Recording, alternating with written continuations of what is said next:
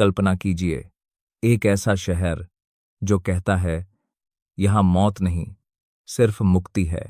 एक ऐसा नगरी जिसके बारे में मान्यता है कि यह धरती पर नहीं, स्वयं भोलेनाथ के त्रिशूल पर टिका हुआ है। अब सोचिए, अगर पूरा ब्रह्मांड बदल जाए, प्रलय आ जाए, फिर भी एक जगह ऐसी हो जिसे स्वयं महादेव अपना बसेरा कहें, तो उस काशी में ऐसा क्या राज छुपा है जो आज तक किसी ने पूरी तरह समझ ही नहीं पाया। नमस्कार साधक, सहयात्रियों, आप देख रहे हैं कथा, भक्ति, और आज हम बात करेंगे महाशिवरात्रि से पहले जाने काशी में शिव क्यों कहलाते हैं बसेरा। 7 अनसुलझे रहस्य, आखिर तक जरूर जुड़िएगा, क्योंकि 5वां और 7वां रहस्य आपके दिल में काशी की नई छवि बसा देगा। और हो सकता है आज के बाद आप भी महसूस करें कि महादेव सिर्फ काशी में नहीं, आपके भीतर भी बस गए हैं। चलिए शुरू करते हैं। हर हर महादेव बोलते हुए पहला रहस्य, त्रिशूल पर टिकी काशी का अद्भुत राज। कई प्राचीन मान्यताओं में कहा गया है कि काशी कोई साधारण नगर नहीं, ये तो स्वयं शिव के त्रिशूल पर स्थित दिव्य लोक है। सोचिए, त्रिशूल जो विनाश और संहार का प्रतीक भी है, वही त्रिशूल अगर एक शहर को धारण कर ले तो उस शहर की शक्ति कितनी अद्भुत होगी। कुछ संत कहते हैं प्रलय आएगा, समुद्र उठेंगे, पर्वत डूबेंगे, पर काशी नहीं डूबेगी, क्योंकि वह धरती पर टिके पत्थरों पर नहीं, महादेव के संकल्प पर टिकी है। अब आप खुद सोचिए, अगर कोई जगह महादेव के त्रिशूल पर हो तो क्या वहां रहने वालों की तकदीर भी थोड़ी सी अलग नहीं हो जाती? आपको क्या लगता है, क्या सच में काशी एक भौतिक शहर से ज्यादा एक आध्यात्मिक स्तर है? कमेंट में जरूर लिखिए, मेरे लिए काशी का अर्थ क्या है। चलिए बढ़ते हैं दूसरे रहस्य की ओर। दूसरा रहस्य, स्वयंभू विश्वनाथ ज्योतिर्लिंग की अविरत ज्योति। शास्त्रों में वर्णन मिलता है कि काशी विश्वनाथ का शिवलिंग सिर्फ पत्थर का टुकड़ा नहीं, बल्कि स्वयं स्थापित, स्वयं प्रकट ज्योतिर्लिंग है। स्वयंभू का मतलब जिसे किसी ने स्थापित नहीं किया, जो खुद प्रकट हुआ। कल्पना कीजिए, जहां भगवान खुद अपने लिए आसन चुने, उसी स्थान को तो वो अपना घर कहेंगे, अपना बसेरा कहेंगे, है ना? कई भक्तों का अनुभव है कि जब वो काशी विश्वनाथ के गर्भगृह में प्रवेश करते हैं तो कोई अदृश्य ऊर्जा उन्हें कुछ क्षणों के लिए निःशब्द कर देती है। हो सकता है आपने भी ये महसूस किया हो कि वहां पहुंचकर शब्द रुक जाते हैं, सिर्फ आंखें नाम हो जाती हैं। क्या ये वही ऊर्जा है जिसके कारण शिव कहते हैं, यहां मैं सदा वास करता हूं?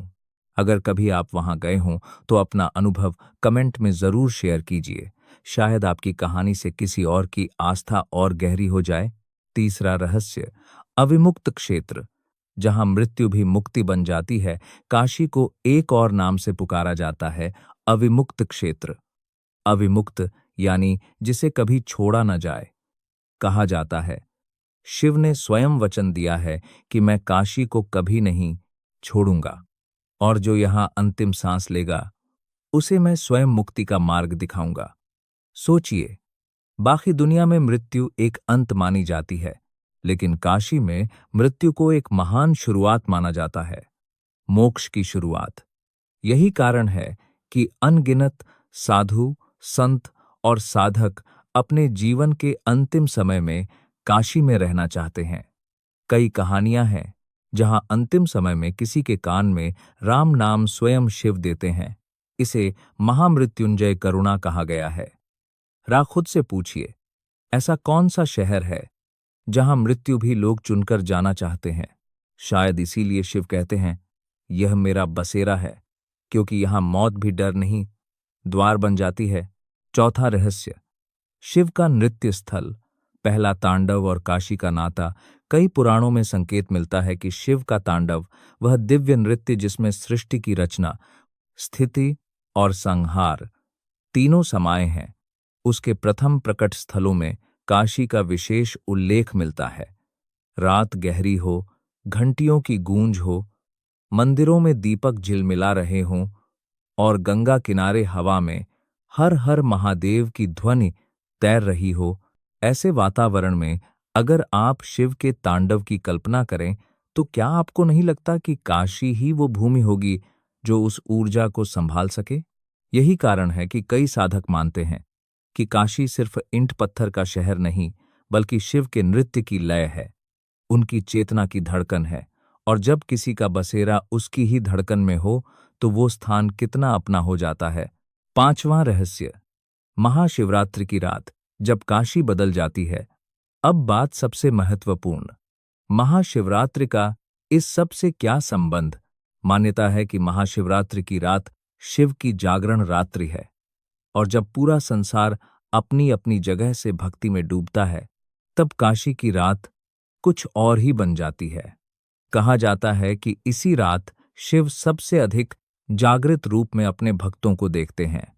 4 प्रहर की पूजा, रुद्राभिषेक, मंत्रोच्चार, गंगा आरती, काशी विश्वनाथ के द्वार पर लंबी लंबी कतारें। कुछ भक्त तो ये भी कहते हैं कि महाशिवरात्रि की रात गंगा जी के किनारे बैठकर आंखें बंद करने पर उन्हें लगता है जैसे समय रुक गया हो, सब कुछ शांत, सब कुछ सिर्फ शिवमय। खुद सोचिए, महाशिवरात्रि की रात में अगर शिव किसी एक स्थान को सबसे ज्यादा देखते होंगे, तो क्या वो काशी नहीं होगी?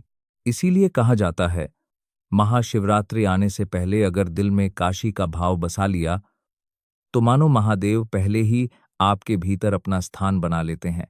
छठा रहस्य, काशी के गुप्त धाम और पिता महेश्वर जैसा अनुभव। काशी में सिर्फ प्रमुख मंदिर ही नहीं, बल्कि सैकड़ों ऐसे छोटे छोटे गुप्त जैसे लगने वाले स्थान हैं जहां कुछ ही लोग जाते हैं। कहीं छोटी सी गली में एक प्राचीन शिवलिंग, कहीं किसी पुराने पेड़ के नीचे बना छोटा सा मंदिर, कहीं साधुओं की अखाड़ियां जहां रात भर ओम नमः शिवाय की जप चलता रहता है। ये सारे स्थान मिलकर एक ऐसा वातावरण बनाते हैं जहां आपको बार बार पिता समान, रक्षक समान ऊर्जा का अनुभव होता है। कुछ तीर्थ स्थल तो ऐसे हैं जहां जाने का सौभाग्य बहुत कम लोगों को मिलता है। शायद यही कारण है कि लोग कहते हैं, काशी में हर मोड़ पर एक नया शिव मिल जाता है, जैसे वो हर रूप में आपका साथ निभा रहे हों। क्या आपने कभी ऐसा कोई छोटा सा मंदिर देखा है जहां पहुंचकर लगा हो कि बस यही है मेरा ठिकाना?